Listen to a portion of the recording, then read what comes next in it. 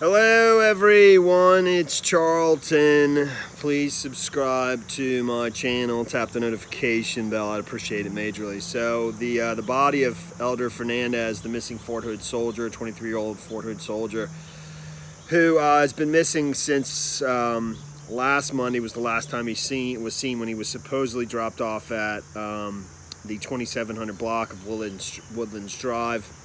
You know, and there's some dispute in that account. That's what the Fort Hood Army officials had said to the family and to the press. But the body of Elder Fernandes has been found, and he's dead. It's obviously a terrible shame. It's just awful.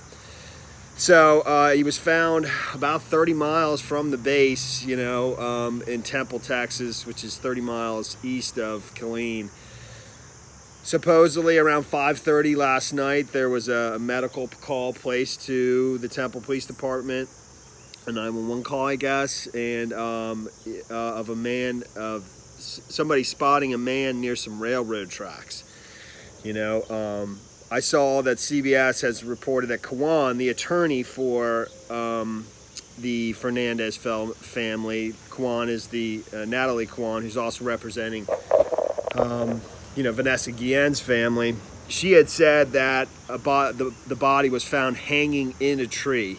You know, sometimes her how she phrases things gets I don't know, but I assume that means, you know, that he was hanging from a tree. You know, like like hanging with a noose around his neck. I'm assuming.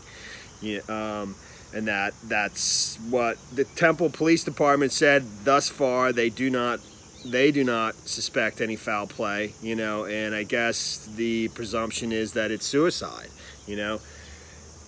I'm sure there's going to be plenty of people, probably including the family, you know, I don't know, that suspect that there is foul play, and that maybe he didn't necessarily do this to himself. I really don't know.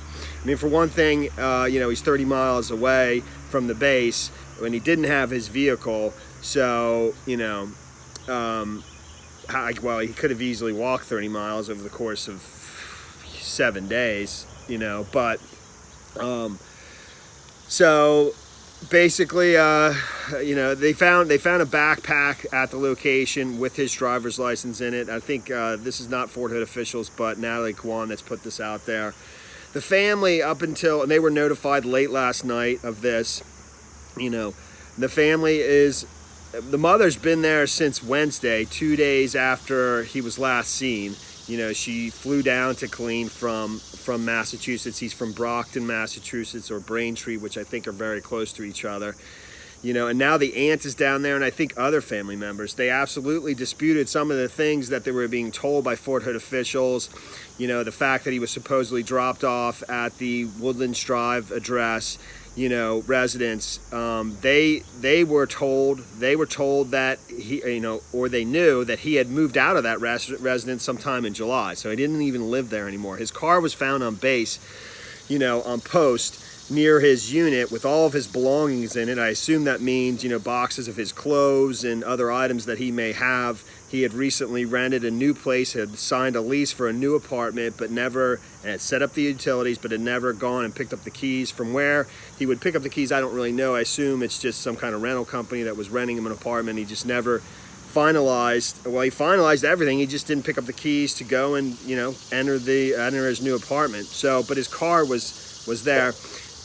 The family also says that the people living at the residence where he had been living previously on the Woodland Drive, you know, the 2700 block of Woodlands Drive, told him that he never showed up, that he never, you know, even though the Army is saying that either a staff sergeant or members of his unit. I saw two versions of that, and both coming from the family members. I mean, I think sometimes somebody, I think, told them a staff sergeant did it, then somebody else told him, I think, that it was members of his unit that drove him there, and they weren't able to speak to either of those.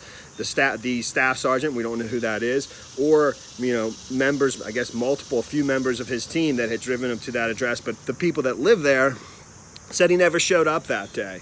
So, I mean, one of the things that you know, the Army had reported to the family, I think, either I think once he had gone missing, that he had been suicidal. They didn't indicate when he had been suicidal. We don't know exactly when he reported the sexual assault, abuse, you know, that he reported prior to going into the hospital. He went to the hospital 2 weeks ago, you know, and he was in there until basically Monday.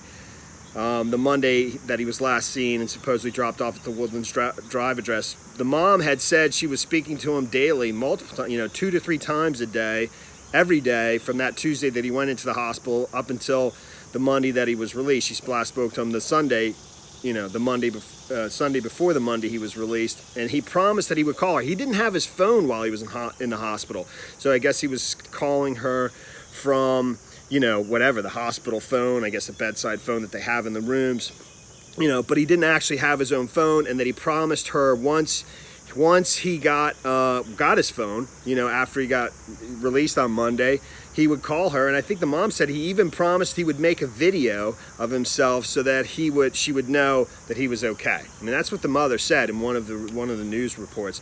The mother had said that you know, he had told her over the last couple months he was very, very unhappy at Fort Hood, you know, and like I said a second ago, and that has been reported widely. It was reported basically the Friday afternoon, evening of the week he went missing, after he was last seen on Monday, that basically he had you know, reported sexual abuse, contact abuse or something like that. It's phrased in a certain way. It's not necessarily, they didn't call it sexual harassment, they didn't call it sexual assault, so we don't know exactly, you know, what that means and what that includes. But they reported that on Friday evening,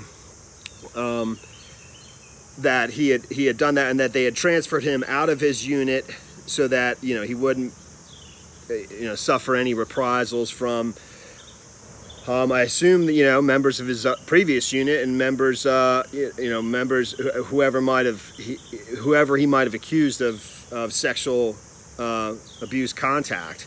You know, I mean, the members of his unit that supposedly dropped him off at his Woodland Drive address, we don't know if that's from his new unit or his previous unit. You know, it seems as though he was in the new unit very shortly, and he was in the hospital for a portion of that time. Anyways, it's totally baffling, you know. And but the reports say that the Temple Police Department doesn't suspect any foul play. I assume that means that they think he hung himself from a tree. I'm sure there's plenty of people that will think that that was staged, you know, and that he didn't do that to himself. And you know, all this time the family had been saying that they didn't know the reason he was in the hospital. I think many people assume that he would have been embarrassed to talk about, you know, what may have happened to him, or the feelings he was having, or maybe the severe depression or mental problems as a result of the sexual abuse, maybe, you know.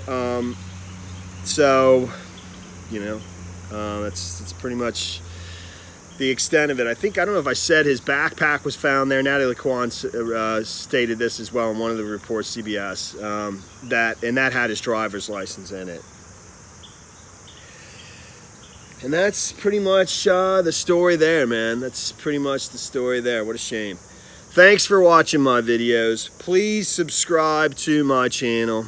Give me a like down below, and I'll see you in the next video. Later, man.